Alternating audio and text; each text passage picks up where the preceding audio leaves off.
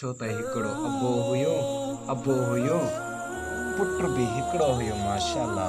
उन जी शादी कराए करे पोरी घर में आया। चंद ॾींहं गुज़रिया त उन जी कुंवार पंहिंजे मुड़ुस खे चयो त पंहिंजे पीउ खे छॾे अचु कंहिं देर ते कंहिं ॻोठ में छॾे अचु, न त मां तुंहिंजो घर कोन कंदीसीं। जीअं मुंहिंजा दोस्त अज़ीज़ पंहिंजे पीउ खे कुल्हनि ते खणी करे ढेर ते उछलाईंदो आहे, उते उस ते तड़पी वीचारो मरी वेंदो आहे। जीअं उन जी बि ज़िंदगी ने गुज़रंदी वेंदी आहे। तव्हांजो ॻाल्हि इते वञी पहुती, उन जे पीउ ते मौत अची वियो। जनाज़ो भी पढ़ाए छॾियांसि, दफ़नाए भी छॾियांसि, उन रुनो कोन। बसि माईअ जी चवण ते तव्हांजो उहो भी वक़्तु आयो, अल्लाह ताला उनखे भी हिकिड़ो पुट अता कयो। ऐं तव्हांजो इते वञी ॻाल्हि पहुती, उहो भी पीउ उनजो थी पियो। जॾहिं पीउ पंहिंजे पुट जी शादी कराए घर में कुंवार आई, चंद ॾींहं गुज़री विया। चंद ॾींहं जीअं गुज़री विया नी, पोइ हुन पंहिंजी कुंवार पंहिंजे मुड़ुस खे चयो, जेकॾहिं तूं पंहिंजे मुड़ुस खे पंहिंजे पीउ खे घर मां ॿाहिरि न कढंदे त मां तुंहिंजो घर न कंदीसीं। बसि ॻाल्हि अॻिते थी।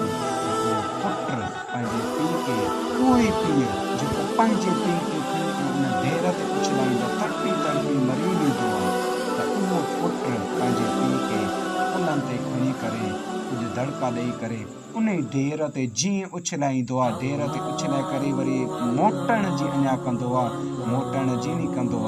पोइ उन जो पीउ अञा खिलंदो आहे, वॾो टहक ॾेई खिलंदो आहे, वरी खिली करे वरी रोअंदो आहे। ख़बर त पोइ उते जेॾी महिल नी पुट वियो पीउ खां पुछण, पोइ मुंहिंजा पीउ ॾे त ख़बर, खिली वरी रोई छो थो? असांखे थोरो ॿुधाए त सही, खिली वरी रोई छो थो?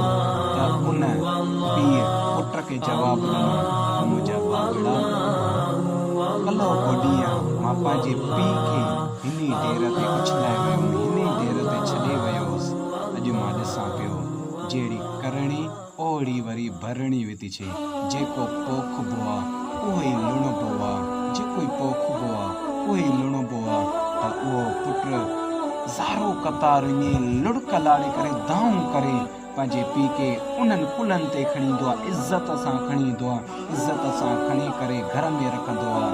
उहा पार चवंदी आहे, मां घर न कंदीसीं।